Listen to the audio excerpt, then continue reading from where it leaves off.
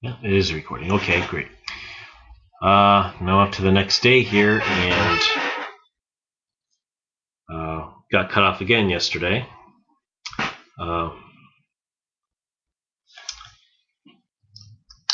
Where I left off was on self-defense. I was hoping to get this done in 2 videos, but obviously that didn't work out. This will be the final chapter.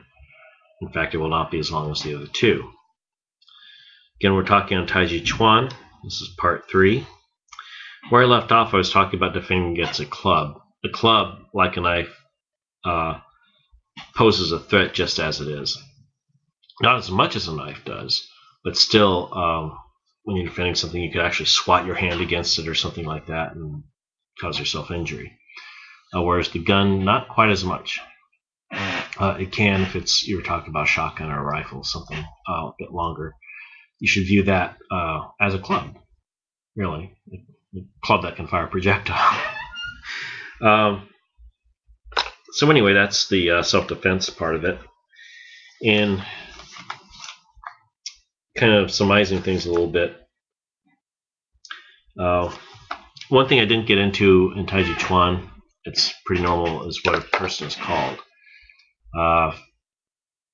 The ka doesn't apply. Ka is a word in Japan, or in the Japanese arts, used for a practitioner. One who practices karate is a karateka. One who practices aikido is an aikidoka. Judo is a judoka, etc. Now, of course, Taiji Chuan, what's happened in the West is that people enjoy it so much, and you're supposed to have kind of a playful attitude while you do it. So a lot of people call themselves Taiji players. That's very common. There's another term also, because it has very dance-like movements.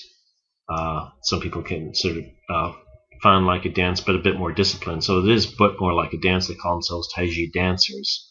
That's the term I prefer myself. I call myself a Taiji dancer. It also goes with a quote by from Karaku Lane's book, Looking a Warrior. When talking about the difference between a soldier and a warrior, it says quite simply, soldiers march, warriors dance.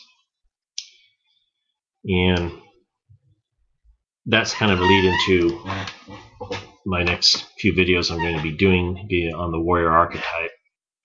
I've put together a class that I hope to be teaching soon. Not a university class or anything like that. This will be an informal class through one of the local spiritual centers. And I'm not sure which one yet. Basically, one of the basic points of the class, one of the first things we do is dispel myths and talk about the difference between a soldier and a warrior. A lot of people think, if someone joins the military, they're a warrior. They're going off and fighting war, they're a warrior. No. No. They're soldiers. There's a difference between a soldier and a warrior. One is not better than the other. Being a soldier does not make you something less than a warrior. It does make you something different. It means you're not able to make your own decisions, because you're subjecting yourself to someone else's orders. You're agreeing to follow orders. And why I say soldier, by the way, I use the term generically. So, if you want to get technical in the United States military, it would be a sailor, it would be an army soldier, or a sailor, or a marine, or an airman, or a guardsman, or a medic. I use the term soldier to apply to all, except perhaps the medics. And like I said, being a soldier or joining the military makes you a soldier, not a warrior. There are warriors who join the military to become soldiers because they feel it's the right thing to do. There are soldiers who become warriors while they're in the military. There are soldiers who don't become warriors until years after being in the military. And being a warrior does not mean engaging in carnal warfare necessarily. You see, that's the other thing. It's actually a much broader term. Like think is a way of putting it. You know, a baker can be a warrior. A tailor can be a warrior. Someone who protests. Did I say that? Who protests against war is a warrior, or they could be a warrior. It depends on how they live their life, and well, just that. It depends on how they live their life and what kind of codes they follow. And I'll just leave it at that for now, because like I said, that's just basically a lead-in to my next video. So, thank you for listening. Hopefully you've learned a little bit about the academics or the basics of Tai Chi Chuan.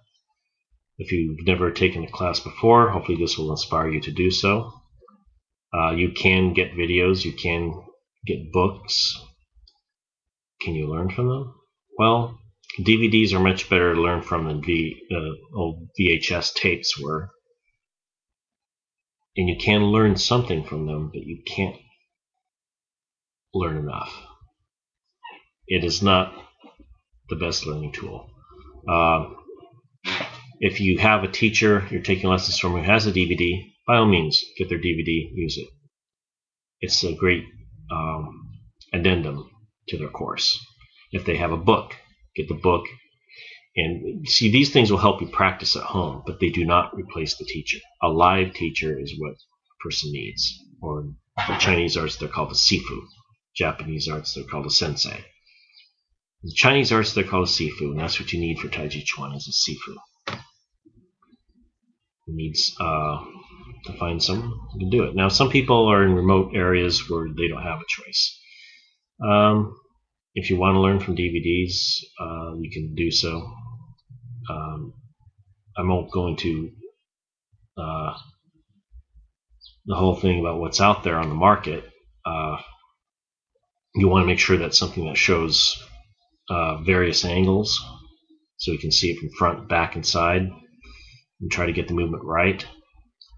You want to watch it again. I would say watch it a few times before you try the actual physical movement, just so you have a good idea in your head of what they're doing. I'll tell you right now, the classes I've taken after, having been, I guess what you call a senior student, I'd see the new students come in, and I'd say probably 90% of them would make the same mistake on the first day.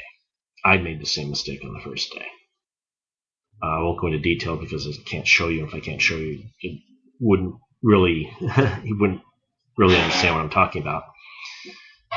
But that's how common mistakes are. A lot of things are misinterpreted. A lot of things people don't even realize what they're doing. They think they're doing it right, and they don't realize they're not. And you need someone there to correct you. So that's why I say, get a teacher. Don't depend on a DVD or a book. With that said, thank you again for listening. Take care. And peace be with you.